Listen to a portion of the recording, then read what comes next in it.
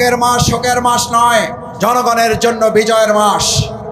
আজ শোকের মাস নয়, আজ শোকের মাস বাংলাদেশের মানুষের আনন্দ করার মাস।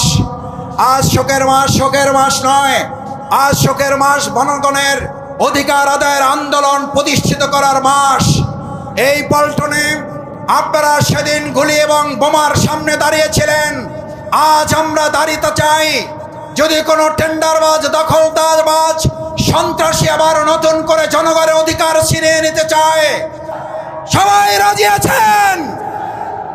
সংগ্রামী ভাই এবং বন্ধুগণ, 2024 সালের এই 12:30টায় প্রেস ক্লাবের সামনে মোহর গুলিবর্ষণ করা হচ্ছে।